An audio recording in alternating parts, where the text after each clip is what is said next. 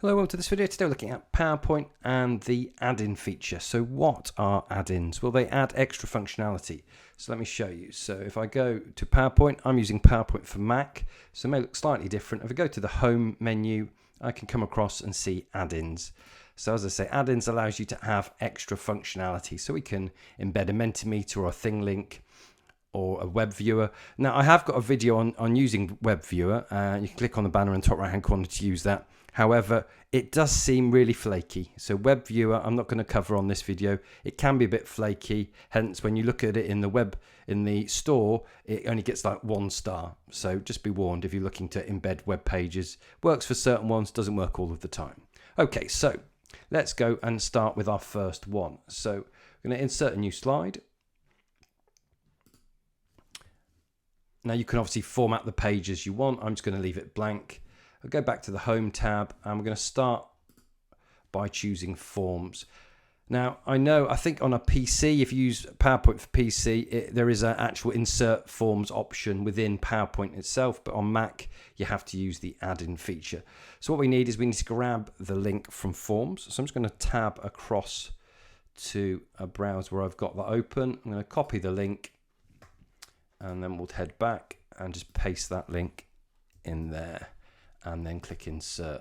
And then we've got a choice. Would we like it to present it for interactive meetings, or would we like just to collect the responses offline? So fill in the form directly in the slide after the meeting. Well, actually, I want to be able to see the results as the students are responding in lesson. So I want the present feature. So I'm going to choose that. And then it shows me the present feature. It shows me it provides the QR code for the students to link to it. And I can go through and I can look at their responses depending on what they've said.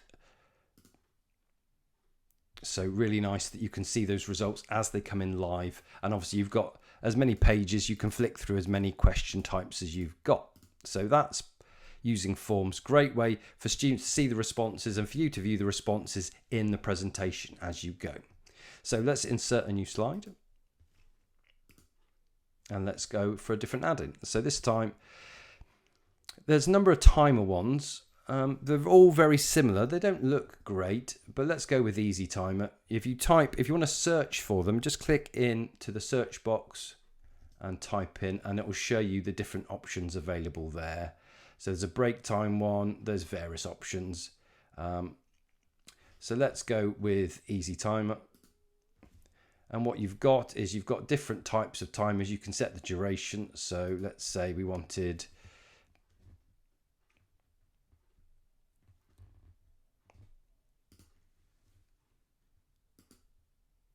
59 seconds. We can then choose if we want there to be a countdown or not. And we want there to be a sound, and we can click start. And it will give you that feature. Now obviously that doesn't necessarily give a student an understanding of how long they've got left. So if you go to digital, it gives you a countdown, so it's easier to see how long they've got left. So that's one way of doing it. It's just a quick way. Now obviously the only frustration is that obviously it's not the most interesting looking timer. You could go to YouTube and stick in a video with a countdown there. What I will do is I will leave it there for the moment. When you present it and click present on your presentation, it actually fills the screen. So if you're thinking, well, I don't like all of this business, that's not visible. The only bit you'll see is the option there. What's nice is you've got some snooze options if you need to add extra time. And it's only going to display that countdown in the middle. But great way, if you set students a particular task, you want to give them a countdown, you can add that into your presentation in addition to using a YouTube video if that's what you want to do. So let's insert the next slide and have a look at the next add-in. Same sort of thing, back to add-ins again. This time we're going to go with Thinglink. Thinglink's a great way to add interactivity, and we can simply just add our link in there. So if I just tab across and grab the link. So I've got the link there. Just if I step back for you, so if I go to share, and then one of the options is insert in PowerPoint, click that, copy the link, and then we can toggle back to PowerPoint, and we can just paste that in there and embed media.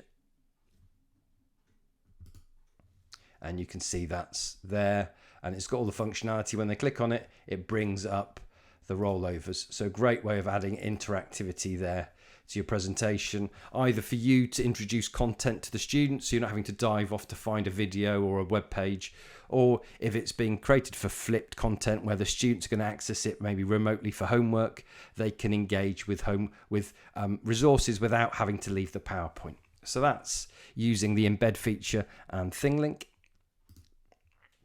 So let's do another one. New slide. So you get the idea, really straightforward add-ins. As I say, you can search for all the ones you're interested in there.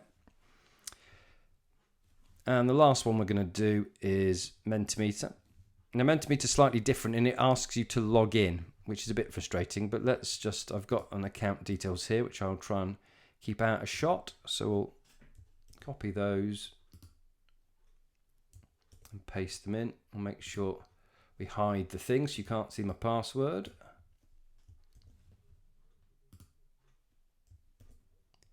It doesn't matter if you do, because I'm going to change it anyway. So let's log into that. You can then choose to use an existing Menti.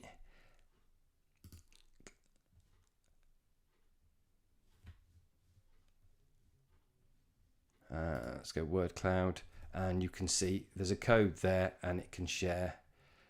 So let's just, final thing there is, let's just quickly present those and show what it looks like as a presentation. So we'll go to slideshow and we'll choose setup slideshow. We're going to make that a individual window, and then we'll click present. And this is what it looks like. So forms, you've seen the countdown, that's what the timer looks like. Thinglink, as I say, you've got that functionality there. And then if we carry on, you've got your word cloud, and they can start. They've got the code to start, and you can see the results as they appear. So there you have it, a great way to add additional functionality and engagement into your slides. In the lesson means you don't have to keep diving in and out of different apps. You've got it all embedded within your PowerPoint. Easy to do, as I say, via the home and add-in feature. So I hope you found the video useful. If you did, remember to subscribe to the channel and join me again soon for more EdTech videos. Thanks for watching.